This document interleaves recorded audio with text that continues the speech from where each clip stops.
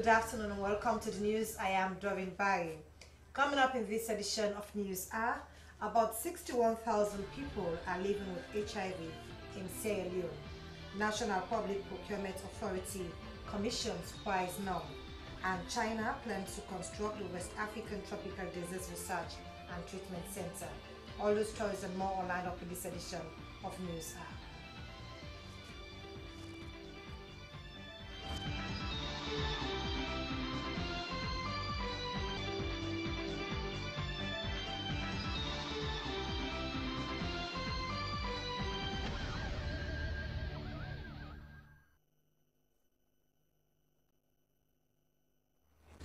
Public sector procurement has been described a major challenge in the public financial management in Sierra Leone. Its use of ineffective procurement process, bloated prices of goods and services are among others of serious concern. To help address some of these challenges, the National Public Procurement Unit has prepared a list of prices of goods in a document called Price Norm. This document will serve as a guide for all procurement of MDs to reduce the variance in price of the same products. This event took place this morning at the Ministry of Finance Conference Hall. Here's the reports. I've highlighted several irregularities in the public procurement process that led to the loss of billions of leones. Sir Jusu, Financial Secretary at the Ministry of Finance, says 70% of revenue loss is as a result of bad and ineffective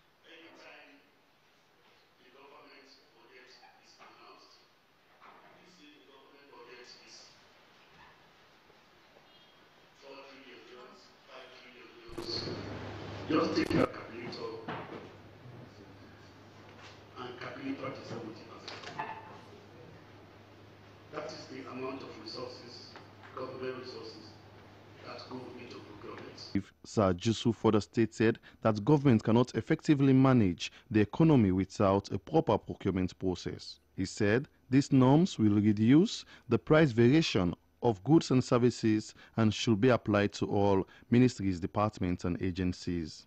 He therefore calls on procurement officers to be professional in their work, to advise decision makers on the procurement process to save revenue for the government. Ibrahim Soare is the Chief Executive, National Public Procurement Authority. He said this norm will help procurement officers in their planning and evaluation before giving out contracts. Price norms should be out to ensure MDs use them as a guide. One, in doing their planning. It helps greatly in developing their budgets. At the same time, it will help in developing your specifications. It will help in your technical evaluations, because all of us know as procurement or pricing procurement people, every procurement activity we undertake will ensure we are confidential estimates, and if we want to get confidential estimates, make use of the price norm. Mr. Suarez said the price norm will be reviewed every quarter and states that the price norm is not the same as the price index, which is released by Statistics Sierra Leone. Some procurement officers commended the National Public Procurement Authority for such a move. I want to strongly believe if we implement or we abide by the price norm, the issues of leakages or excessive pricing of commodities by suppliers and factors will ease up. Because we have situations as we had from the financial sector that in the same MD, people will buy a laptop computer for 6 million euros, another with the same specification will buy for 9 million, and you will see another procurement again for the same computer for 10 million euros. But if we have the uniformity in prices, I think it will serve as a base to ensure that we do not have excessive variances in the procurement of goods, works and services. For SLBC News, I am Ahmed Sisse. Well, that was Ahmed Sisse reporting. About 61,000 people are living with HIV in Sierra Leone, according to the National AIDS Secretariat Report 2017. This was part of the presentation done by the National AIDS Secretariat with the Legal Aid Board to members of Parliament at Tar Hill in Freetown. Nasiruddin Koma reports.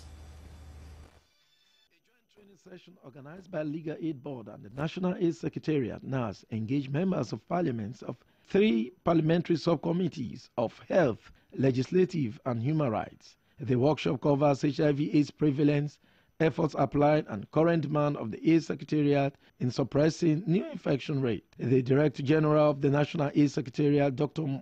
Momodu Sise, called on the MPs to come on board the campaign against HIV/AIDS if the fight against the epidemic in the country is to be won. It's important that parliamentarians actually know who these people are and what is the quantum in terms of numbers inside and what is the HIV prevalence among these people and why are they important, if we are to address HIV/AIDS inside. The NAS Director General informed the legislators that their 2017 report on HIV prevalence in the country states that 61,000 people are living with HIV, representing 1.5% of the national population, and that 24,000 are on treatment across the country. The Executive Director of the Legal Aid Board, Fatmata Claire Carton Hansels, said that the fight against HIV has a lot of human rights issues, which makes the review of the 2011 HIV law indispensable. For that, she believes working with Parliament will help them achieve the needed legal reform that will clear prevailing challenges of the fight against the stubborn virus. So we have engaged Parliament today, the 3 subcommittees, and we have even promised that we're coming back to the full House to be able to look at this legislation. Because for the past 10 years, all the surveys that have been done, Sierra Leone seems to be stagnant in one place. But as Dr. Sise has said, another survey is now being done. And of course, based on those results and all, I am very sure if Parliament decides to remove the confidentiality of it, and for all of us to start talking about it, it will really, really help the population. The HIV and AIDS Commission Act 2011 provides for the establishment of the National HIV and AIDS Commission to be responsible for making policies for the prevention, management and control of HIV and AIDS, to provide for the treatment, counseling, support and care of persons infected with, affected by or at risk of HIV and AIDS. The core component serving as a significant hurdle for the anti-AIDS campaign is the aspect of confidentiality. According to the law, disclosure of health records of people living with HIV is criminal. The members of Parliament have pledged their support to the anti-AIDS partnership with Legal Aid Board and the National AIDS Secretariat, who are being supported by Global Fund. SLBC News, Nasiruddin Koroma. Disability is a serious issue that is affecting many, but the educated one seems to cope with life when compared to the uneducated who find it hard to fend for themselves. The option they normally choose is begging, while some venture into trading and other jobs. Cynthia Kamara has been looking at the challenges that disabled people face and filed in this report, read in our studios by Rose Konima Stevens. That is affecting many. Unlike the educated ones who work to earn their living, people's perception of disability are often negative, as they think they are not important people and can't make an impact in society. Some disabled see themselves as inferior to able people. Some of them see begging as the only way to earn their living, whilst some believe in self-input, in other words, knowing that their ability is stronger than their disability. Beggar for 14 years at the cotton tree, Mohammed Jallo finally decided to raise an amount from the money he collected from people and put up a mini business, as he is sick and tired of the situation. I've been begging for 14 years now. I raise a huge amount of money every Friday, so I decided to put a small business in order to run my life. I am tired of begging people all the time, because many people do not give with all their heart, and their expression is clearly seen. Welder Mohamed Kagbo, another disabled, said he believed that his ability is greater than his disability, so working to earn his living is his priority. I might be a disabled, but my ability is greater than my disability. Even though I can't walk, I decided to put my mind and hand to work so I can earn my living. I don't believe in begging for living, so I devote myself in hard work. He encouraged his colleagues to empower themselves, as begging for living always can't benefit them.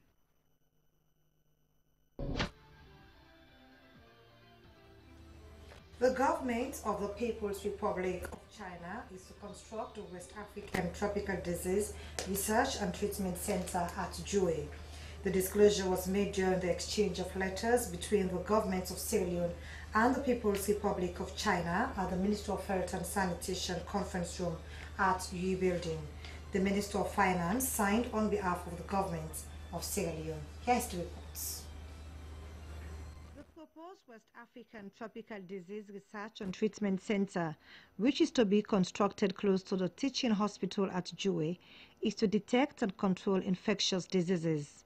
The Minister of Health and Sanitation, Dr. Alpha Wuri, said the exchange of letters for the proposed construction of the West African Tropical Research Center is a show of China's commitment and support to Sierra Leone's health sector. He described the treatment center as a prepared mechanism that will prevent potential infectious diseases that the country might face. He said that within the next 24 months, Sierra Leone will be having a well-equipped research center at Jué. In the next 24 months, hopefully, we would have a full-fledged research center. The Chief Medical Officer of the Ministry of Health and Sanitation, Dr. Makabo, said that Sierra Leone is a signatory to the 2005 Traditional Health Evaluation, which is committed to preventing and detecting outbreaks. He commended the government of China for the support.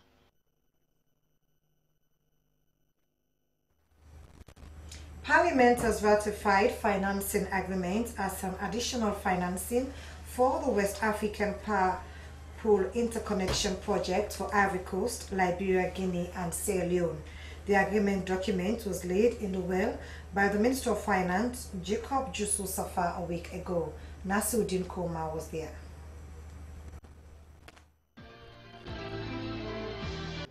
Mr. Speaker, honorable members, be it resolved that this honorable House ratify the financing agreement, additional financing for the West Africa Power Pool, Cote d'Ivoire, Liberia, Sierra Leone and Guinea Power Interconnection Project between the Republic of Sierra Leone and International Development Association, IDA, dated... This is an agreement between the government of Sierra Leone and the International Development Association, IDA. The agreement is said to be in pursuance to an ECOWAS Energy Protocol agreement, which Parliament ratified on the 4th of May 2010. The ECOWAS Energy Protocol was adopted in January 2003 by the Authority of Heads of States and Governments of the Economic Community of West African States, ECOWAS. The Minister of Finance, Jacob Jusu Safa, highlighted the objectives and benefits of the project. Honorable members, this project is originally relevant to the overall development of electricity, not only in Sierra Leone but the South region. The CLSG Interconnection Project is a West African Power Pool initiative aimed at improving electricity generation and transmission in the South region.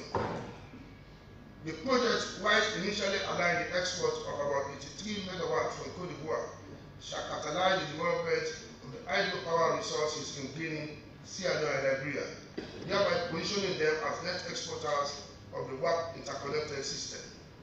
Members of Parliament described the agreement as uncontroversial. They pointed out that energy is a backbone to economic development through industrialization, including rural electrification and agro-processing. An independent MP, Honorable Shaka Musa Sama, called on government not to limit the national electrification drive to urban centers, but to spread it out to millions of Sierra Leoneans living in rural and remote communities needing electricity for economic growth. The Sub-Regional Energy Protocol serves as a framework for policy reform, institutional development and investment in the energy sector in ECOWAS member countries relative to the development of a cooperative mechanism for pooling the operations of the national power systems for ECOWAS states into a unified regional electricity market, the West African Power Pool. Honorable Secretary Solomon Thomas reiterated the fact that there was no need for a prolonged debate on the power agreement. You can't talk about development without electricity. In fact, this particular agreement has everything to do with several development indices. Because with electricity, then we talk about huge investment. Because these days when we talk about development, we pay much attention to private sector investment. And with the coming into effect of this particular agreement, the result of this agreement is that investors will be free to come to invest after we would have shown seriousness as a nation in the provision of electricity.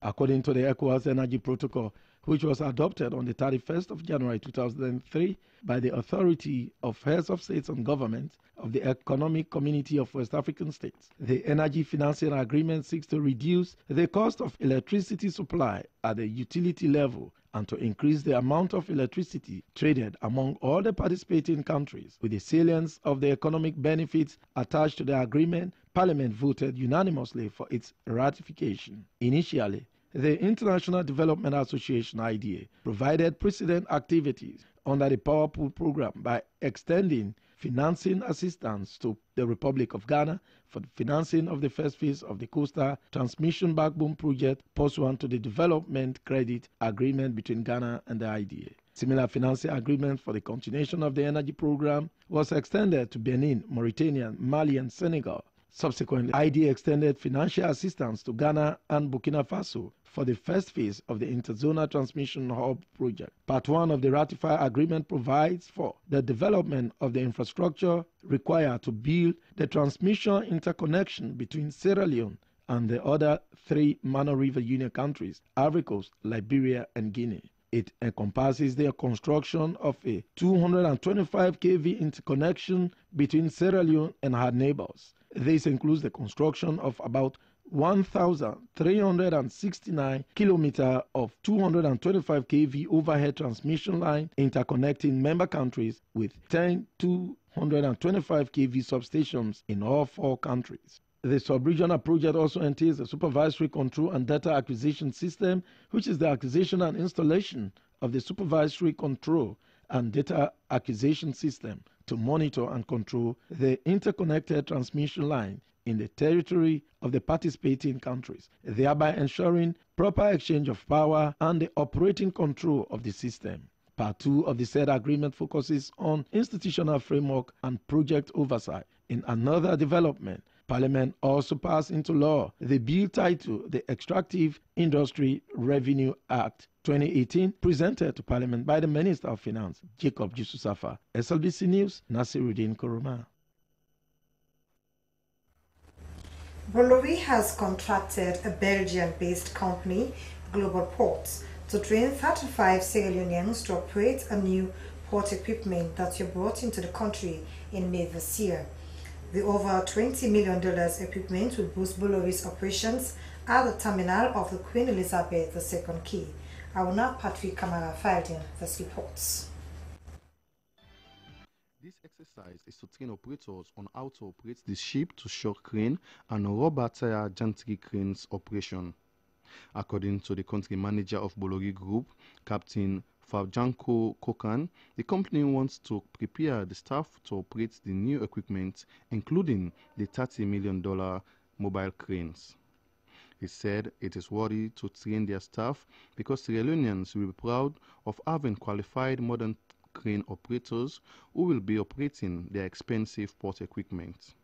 Captain Kokan said before now, the company used to handle 34 containers per hour, but said with the new equipment, the Freetown Terminal Limited will handle 40 containers per hour.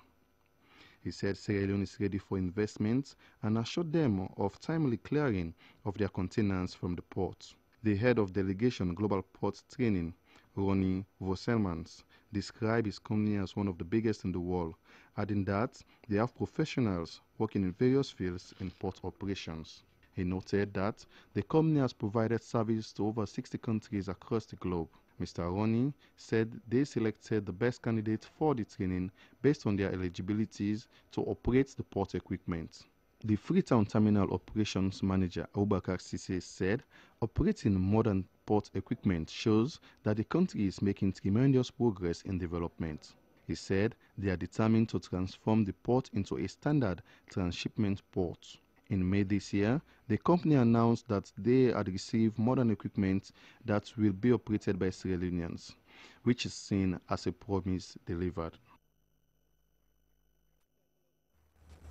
As a way of mitigating the disasters that occur during the rains, the Catholic Relief Services, in collaboration with WASAC community, in constructing drainages in the country. This is one amongst many strategies employed by stakeholders in WASAC to save lives and property. Joseph Toure filed in this report.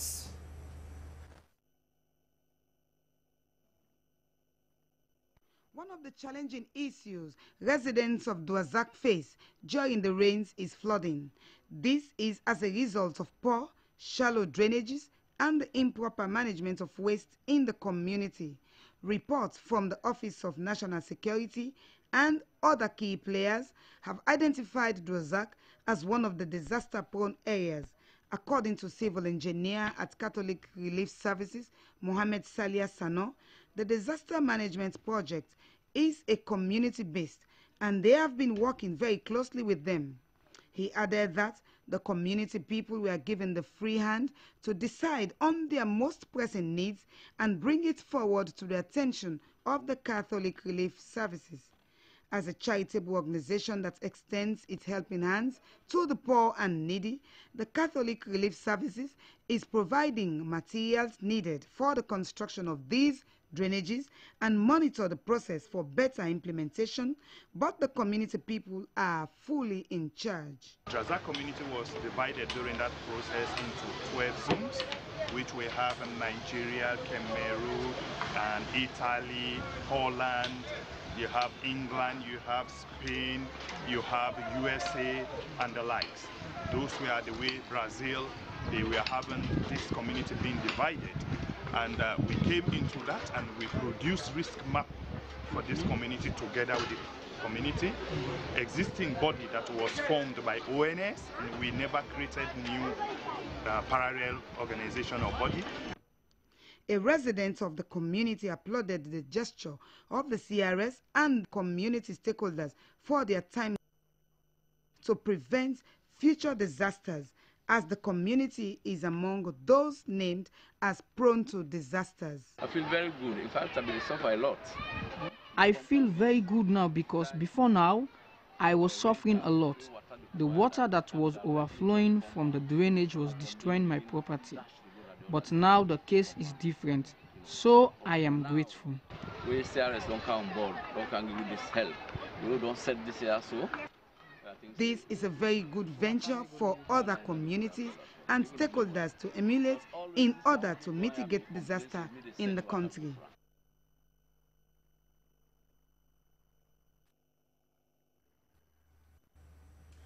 A team of experts from the National Social Security and Insurance Trust is on a two-day working visit at the Ministry of Foreign Affairs and International Cooperation to educate staff on the operations of NACIT and its scheme.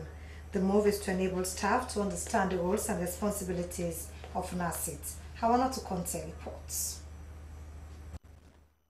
The Assistant Manager, Public Affairs, National Social Security and Insurance Trust, NACIT, Prince Amadou, stated that the aim of their visit was to educate members on the challenges like registration anomalies, updates of registration records, and statements of accounts. Welcoming the NACIT team, the Director General, Ministry of Foreign Affairs and International Cooperation, Paul Mina, noted that this is the first time NACIT officials have engaged staff of the ministry with regards to the Social Security Scheme. He described their visit as timely, stating that staff members were yearning for an opportunity to discuss with NACIT and know about the scheme. The NACIT team also held a meeting with the general staff of the ministry, where they were briefed on the role of NACIT and responsibilities of staff.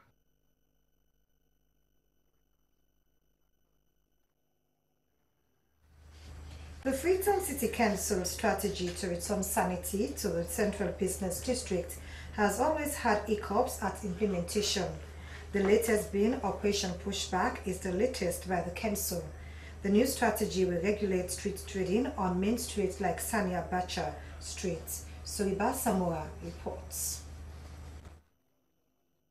Sale of any article in the street is not only disturbance to vehicular traffic, but is also a major factor responsible for the filth in and around the Central Business District. The inception of Operation Pushback by the Freetown City Council is to allow the free movement of pedestrians. The head of Freetown Metropolitan Police, Superintendent Desmond Babatunde Marsh, told SLBC that in spite of a few challenges they faced with traders, Operation Pushback has yielded dividends. He, however, said the traders were still flouting the rules, adding that with time they will get over it while hoping to return sanity to the streets of Freetown.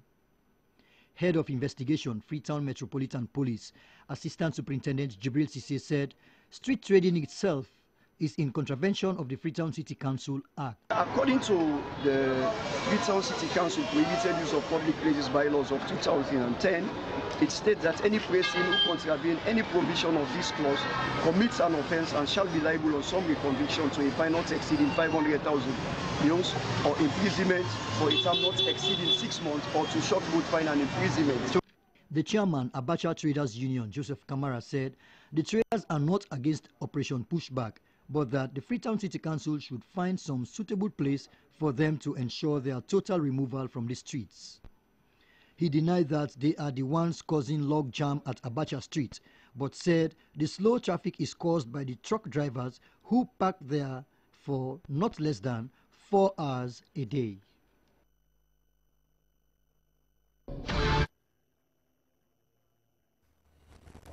Pupils of Luminous Infants and Preparatory School located at Cannon Street have visited the Sierra Leone Broadcasting Corporation to know about the operations of the public service broadcaster.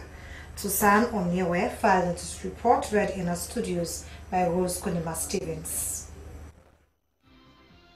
During the visit, they were taken to various units within the institution, the studios, the newsroom, commercial and marketing services unit, and others welcomed these children who were visiting the corporation for the very first time. In the digital editing and archives room, they witnessed how clips are turned into news items and how they are stored as records for future use. Some of the reporters, producers, and senior editors in the newsroom answered questions asked by the children. The TV and radio studios, the control room amazed them. They did mock presentation on TV as they sat on seats of the presenters. They were excited. Some of them want to become professional broadcasters in the future.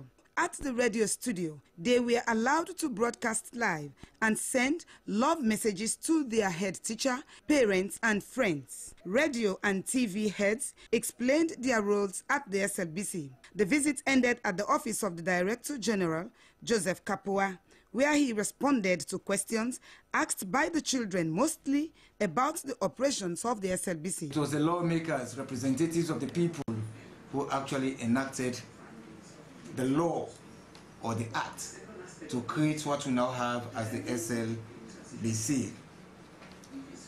It is a public corporation. It is not a private, that's question 2, whether or not it is a private institution or a corporate or rather a public institution. This is a public service broadcaster. It is not an institution owned by any individual. as it were. It is owned by the people of Sierra Leone, so it is a public service broadcaster. It operates for public benefit or for public good. How do we operate? We operate on both radio and television. Both radio and television. We have the radio division, and I'm sure we are taking around to see our radio facilities. We also have the television, what you now see on air at the moment. That's the television version. And the programs we cover are actually broadcast on both radio and television. Pupils who visit the public service broadcaster are always excited to interact with broadcasters, some of them the first time to see in person. They have been watching these people on television, and we are always longing to meet them.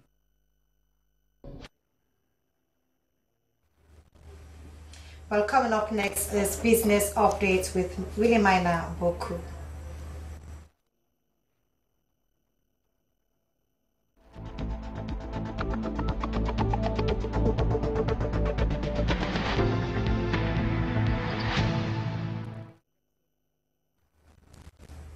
Hello and welcome to Business Updates with me, Williamina Boku. From the Business Desk, global fish production should grow another 18% by 2030, a slower rate of growth than in the past. Lucien Genda filed in this report.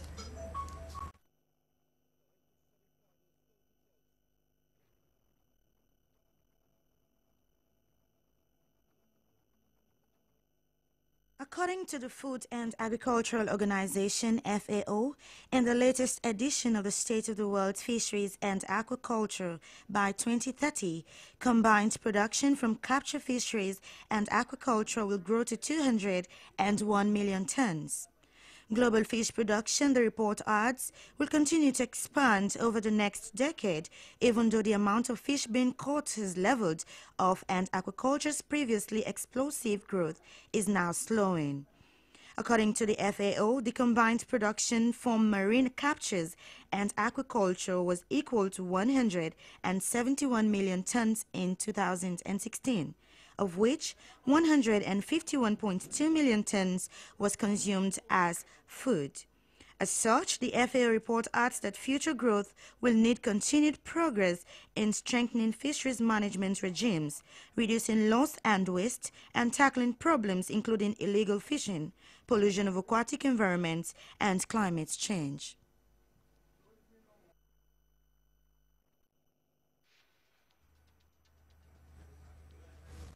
Africell has unveiled 2 brand ambassadors in the music industry. Zainab Sharif and Alhaji Ba, also known as LJ, for a 1-year contract in a bid to improve the entertainment industry. Eva Jasko reports.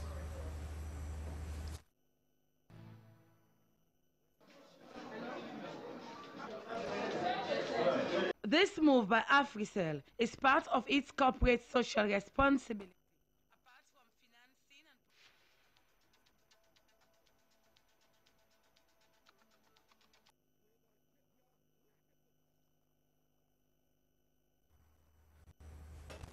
Sierra Leone has been struck in moving from large fiscal deficit, which increased borrowing, high inflation, crowding out of the private sector, high interest rates, and low growth. Here's a report by Lucien Genda, read by Salmataba. Directorate of Research and Statistics Bank of Sierra Leone says large fiscal deficit leads to weak investment environment emanating from fiscal slippages. The Directorate said, in essence, their collective imbalances also created some very tight space for private sector credit and monitoring conditions and credit to the private sector. One of the primary responsibilities of the central bank is to curb inflationary pressure.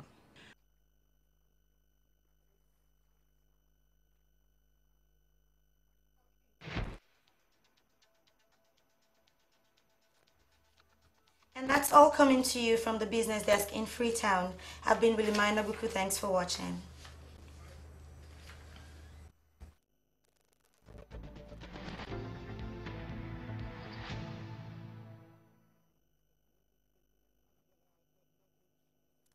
While on entertainment, a popular Sierra Leonean secular artist has finally done gospel and is working on his first gospel album, to be released in December. It is from that album he has decided to release his first gospel music video, testifying the supremacy of God Almighty in his life. Well, more on that will now join Mohamed King Milan Bangura for more.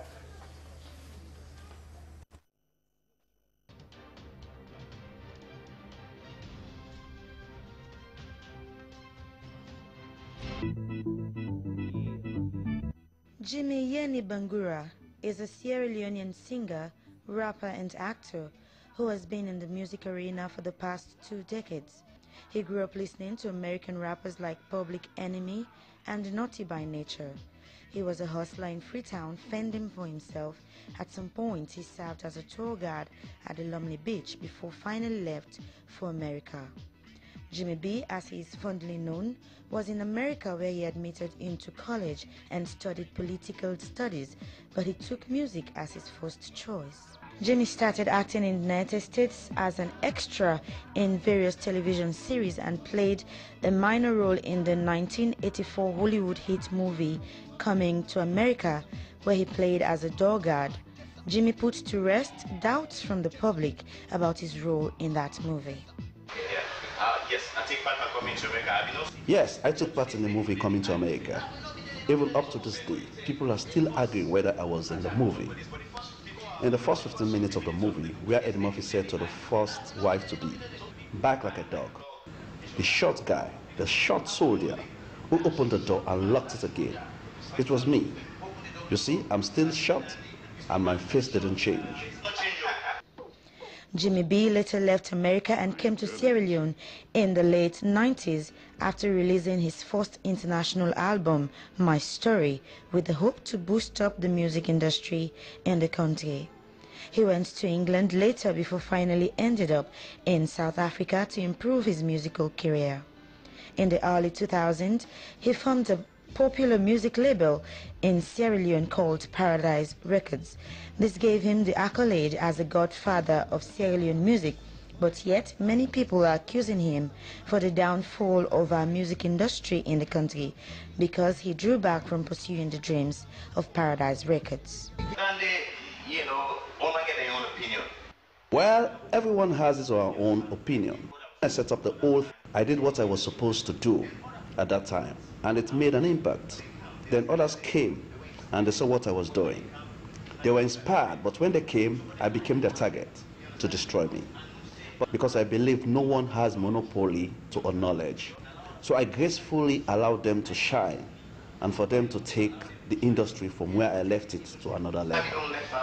To the next level. For years, Jimmy ceased releasing albums after he produced nearly 10 albums for the past 2 decades in the industry.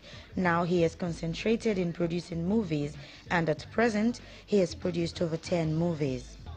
Now the godfather of the entertainment industry has decided to surprise his fans and the general public with a statement that he is moving away from secular worlds of entertainment.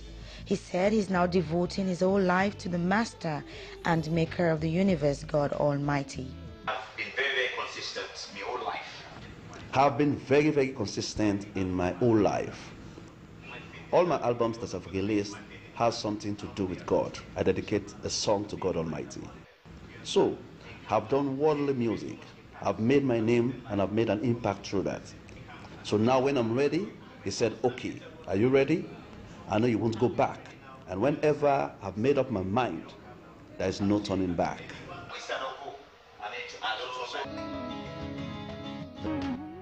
Jimmy Yeni Bangura said his first gospel album will be out in December.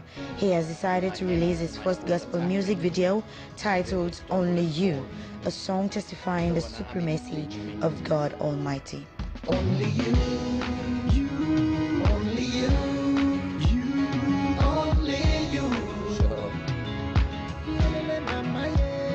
Only you, only you, only you. Let's go. Check it out. Let's go. Here we go. Let's go.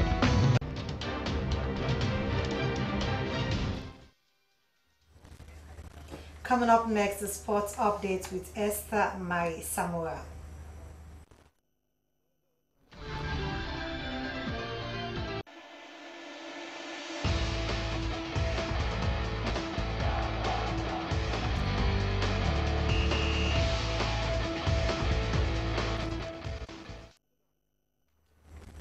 Hello and welcome. It's Sports Update on Newshour. I am Esther Samara.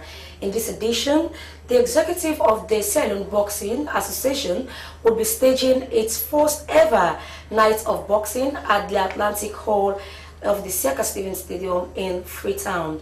The boxers are currently on intensive training at the Siaka Stevens Boxing Gym in Freetown. Here is a report.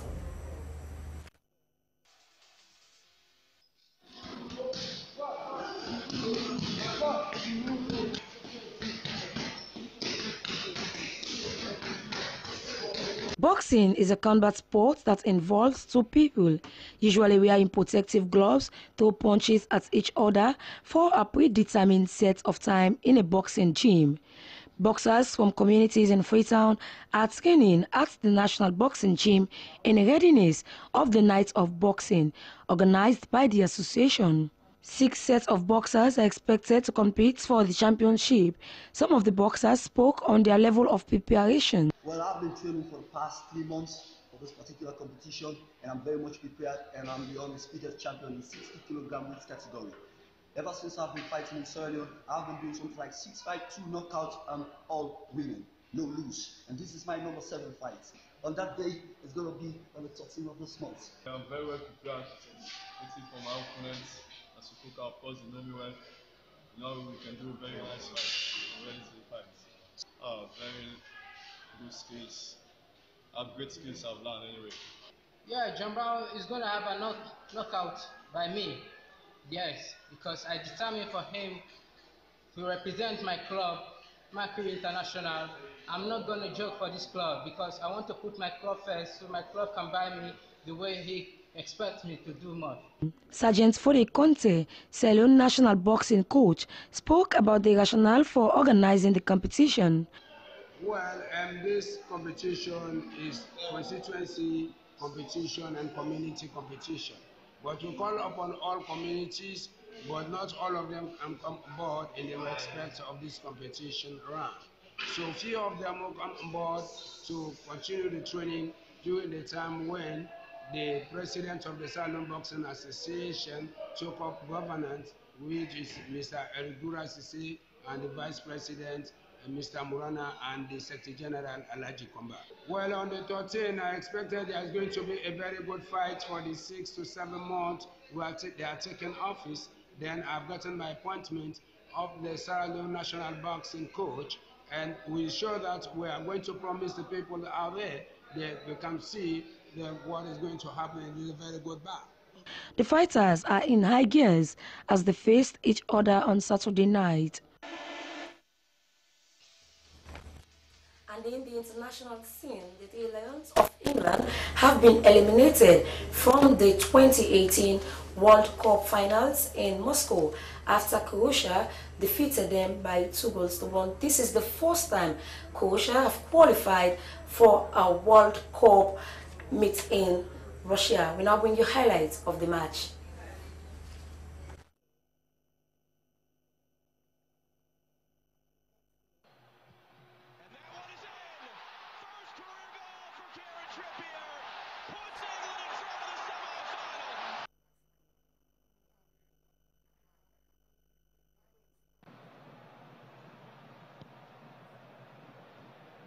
Given away here to Sterling, and Sterling can wriggle, and Kane is offside. Ali, Lingard, Harry Kane, and Kane again, and he couldn't force it in. Forced out by Henderson, in by Rebic, away by...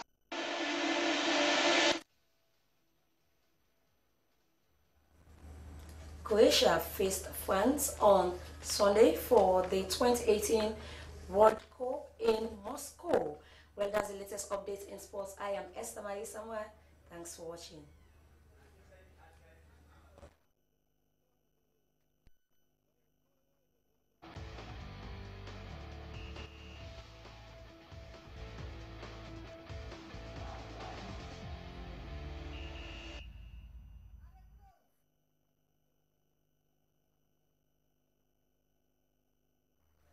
To end the news, we look at the main points. About 61,000 people are living with HIV in Sierra Leone. National Public Procurement Authority has commissioned price norm. Government of the People's Republic of China is to construct the West African Tropical Disease Research and Treatment Center, and Parliament has ratified additional financing for the West African Power Pool Interconnection Project for Ivory Coast, Liberia, Guinea, and Sierra Leone. Well, that's all in this edition of Newshour. I am Doreen Barry. Thanks for your company. Do have a lovely day.